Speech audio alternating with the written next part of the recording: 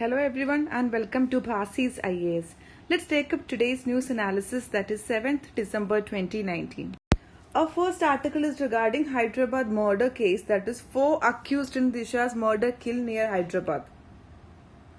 Taken to the scene for reconstruction of the crime, they attacked the police and tried to escape.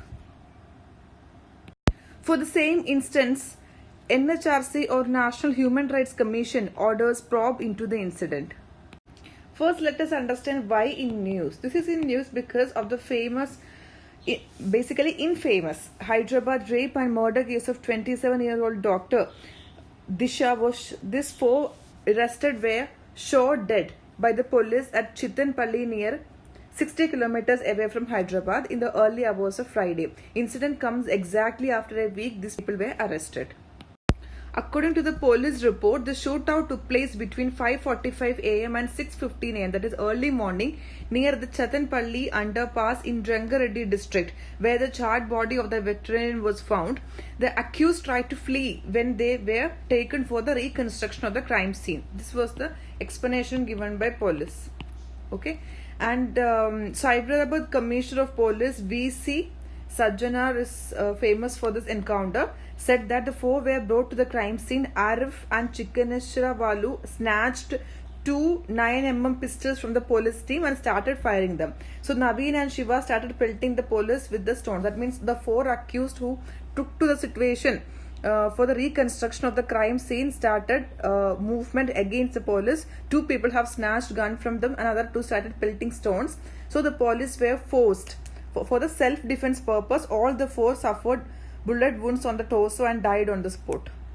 The bodies of the 4 people were found in a radius of 50 meters, barely 300 meters from the underpass on the Hyderabad-Bengaluru National Highway, that is NH44, where Disha's tortured body was found.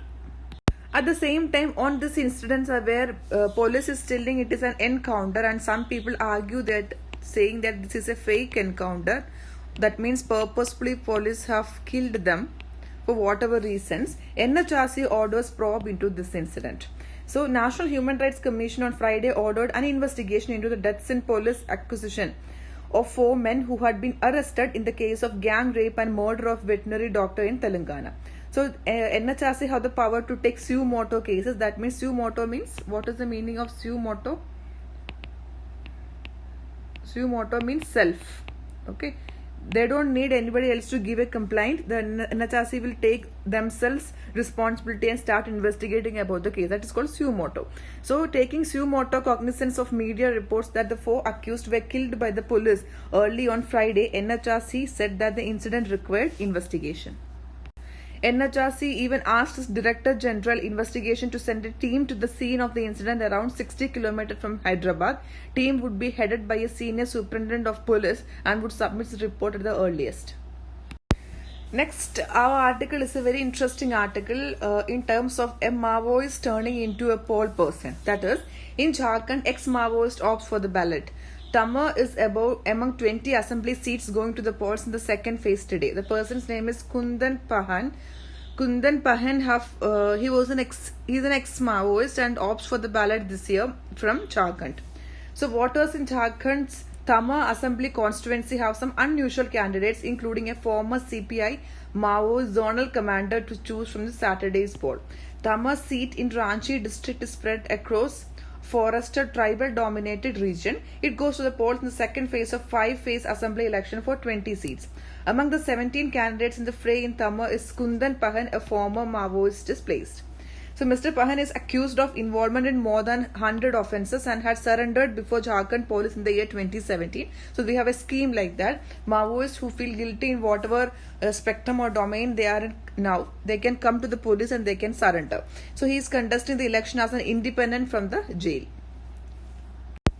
At the same time, in his affidavit to Election Commission of India, Mr. Pahan's criminal record run up to 44 pages. Last month, the special NIA judge permitted him to file his nomination and he was taken to a police van to Bundhu to file his papers. He is also accused of involvement in the murders of special branch officers. A Our next article is regarding right to dissent. Right to dissent is a core principle of democracy by Romila Thapa. Historian says that Indian society always made space for dissenting voices, renunciates who often question social ethics and caste system. So what do you mean by dissent? Dissent means agree to disagree.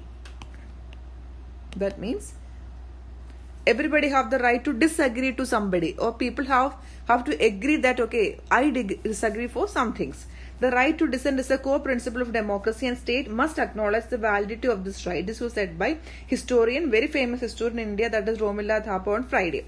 In a true democracy, right to dissent and the demand for social justice are core concepts. Since it includes all citizens, inclusiveness requires it to be secular.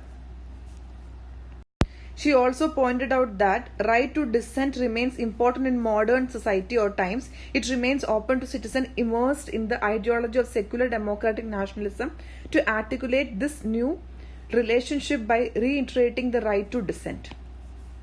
She also emphasized by saying that Indian historians were in society made space for dissenting voices, renouncers who often question social ethics and caste system. We have given people space for that, or Indian history, including the culture. Different cultures of India have agreed to disagree with people. She also commented about two-nation theory. Two-nation theory, which is the basis of both forms of religious nationalism, those who call for Hindu Rashtra as well as Islamic State, is in fact colonial reading of history. It was anti-colonial nationalism which rejected the colonial understanding of Indian history and instead practiced the satyagraha that echoed earlier historical concepts of dissent such as dharna.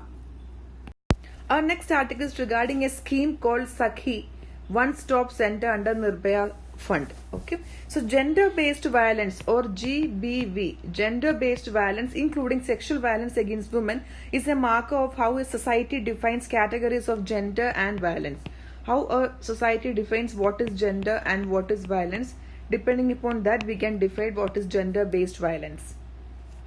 So the article points out that in 2012, Nirbhaya case sent ripples of shock and horror throughout the country, and thereafter a corpus of 10 billion, that means almost 1000 crores, known as Nirbhaya Fund. This amount was known as Nirbhaya Fund. Nirbhaya Fund was announced as a policy measure in the 2013 Union Budget. It was meant to support existing initiatives. Okay, it was meant to support existing initiatives and commence newer ones ensuring women's safety. On that time, the new scheme called OSC was released, that is one-stop centers. So one-stop center scheme was one such initiative implemented using the fund by, this was released by Ministry of Child and Women Development. It was part of a broader umbrella scheme, that is National Mission for Empowerment of Women. So this OSC, or one-stop center scheme, was to provide emergency medication, aid, psychosocial counseling, legal counseling and temporary shelter. A woman escaping from violence and brutality then should go to this OSC centers and find all kinds of facilities available under one roof. That was the aim of this scheme. And later on, after a few years, study revealed that this OSC scheme was an excellent relief mechanism in the theory. On probing further, however, it was discovered that actually what happened is the situation varied immensely across states. For instance, in Telangana and Maharashtra, this has collaborated with TIS and make it their knowledge partner. By keeping in touch with the other and the institute, they function better, creating a network of shelter facilities for battered women. However, in the national capital region, that is NCR in Delhi, an OSC had been shut down due to severe lack of funding. Another one in Faridabad, that is in UP also, dilapidated condition have been removed from the public hospital where it previously operated. That means it clearly says that some places it works well and some places it is shut down because of the shortage of funds. The article points out also that there is lack of coordination or awareness among the people. A lack of awareness and coordination between the OSA, that is one-stop centers in NCR, unlike those in Telangana and Maharashtra, because Telangana and Maharashtra, it runs well. Okay, it is shut down in Delhi. It is going to be stopped in Faridabad. Faridabad is there in UP. So moreover, this One-stop centers' attitudes towards counseling seemed directed at victimizing the survivor further.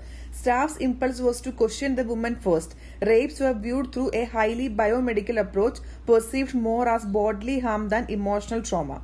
So the information gleaned from Delhi NCR revealed that GBV, that is gender-based violence, redressal is intricately tied up with women's access to health care and legal mechanisms.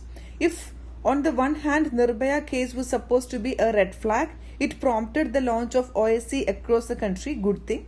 Then the other hand, it failed to ignite a proper state response in and around the capital itself, plagued by improper implementation and a lack of gender sensitization among staff. So this is aside from poor allocation of funds. Our next article is regarding midday meal. It has started almost now 2 decades. That means 20 years.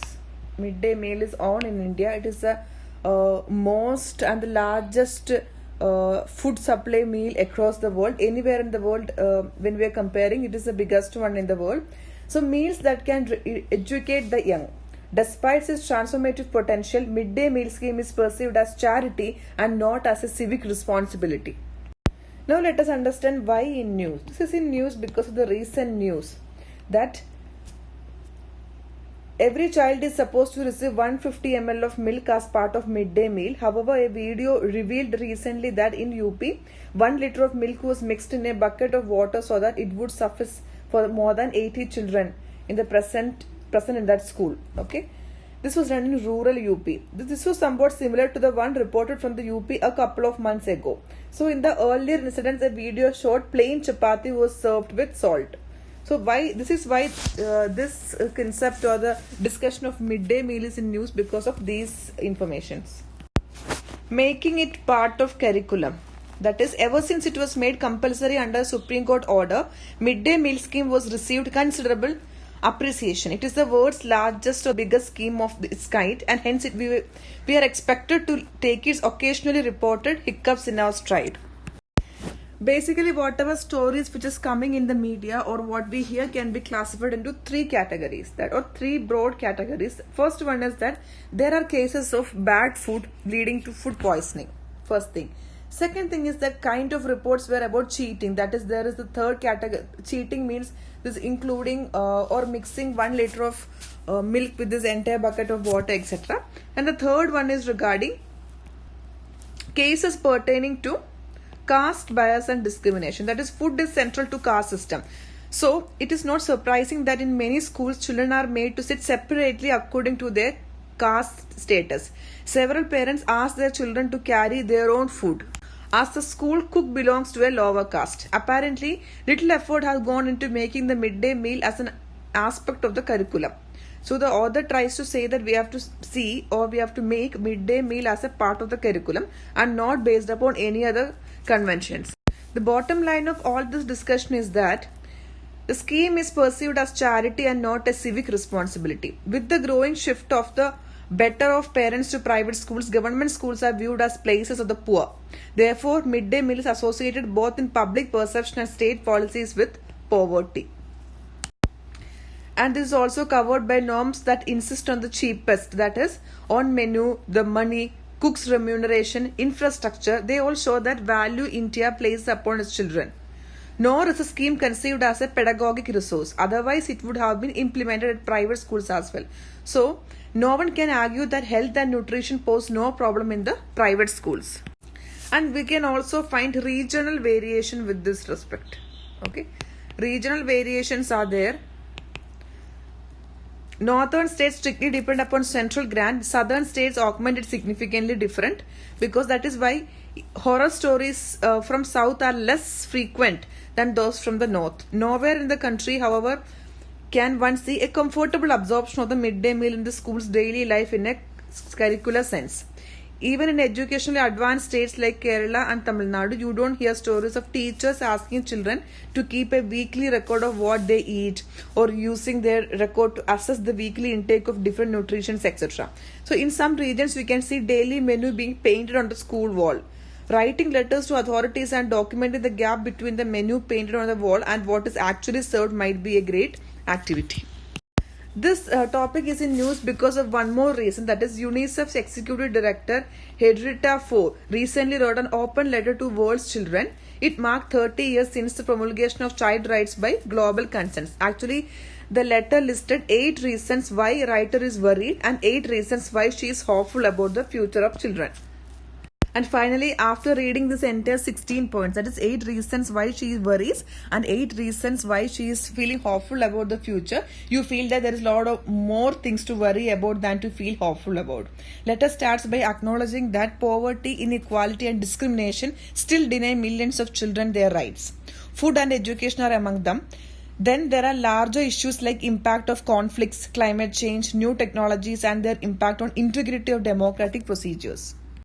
In this graphical representation, you can clearly understand what is the plan for the midday meal. That is, entitlement norm per child per day under the midday meal program. So different items are separately categorized as calories, proteins, rice or wheat, dal, vegetables, oil and fat. So it is divided into primary intake and the upper primary classes intake.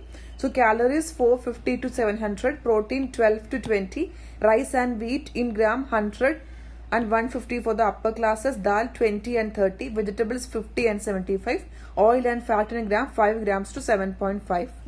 So we have a clear picture about how much entitlement for the intake have to be there per child per day under the midday meal program. Now let us understand. There is also budget allocated. Clear budget is allocated per children per meal, how much have to be spent from the government. So apart from providing free food grains is given, the following amount is provided by the government. So free food grains is given, this one plus this is given, that is primary 4.13 rupees per children and upper primary it is 6.18 rupees per children is given. So food grains are given, facilities are given, plus this is also given. Now let us understand very clearly what is the impact of having a midday meal program. As we understood, a midday meal program started in India from 20 years now. So what are the impact of providing a midday meal to children? It is include also 150 ml of milk with the meal. Okay.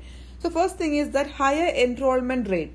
More people or more children are attracted to school are actually from the poor background or the people who are below poverty line. At least the child comes to school, he or she is having a hope that they'll get the food. Because of that, people come. Second one is that develops academic interest and improves concentration because of the high nutritional value. Everything we know that calories, proteins, rice, wheat, dal, vegetables, oil, fat, everything is included. And lot of infra plus food grains amount is also given. So obviously it will reflect here that develops academic interest and improves concentration.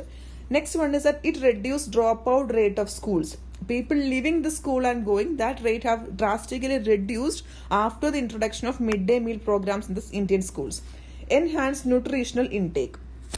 What does that mean? Enhanced nutritional intake. Enhanced nutritional intake means even though at home they may eat good, midday meal program provide a clear chart. This much allocation of calories are there, this much proteins are included, this much fat is included, this much oil is included. So when this is included, a clear intake of nutrition is fixed or it is considered while giving the meal. So enhanced nutrition intake is there. So there is no compromise on nutritional intake. Decreased teachers' burden. So teachers don't have to worry about did the children eat food or are they getting food from the home. If they are poor, then that is also a problem for the children, that if they not get the meal, again his performance in the class will be affected. So that all things will be regulated. And better academic performance. Obviously if the food is good, people are eating good, academic interest is there, it is giving concentration, reduced dropout rates, nutrition intake is good. All these things will result in the better academic performance. So these are the main impact of midday meal programs. That's all for today. Hope this helps. Thank you.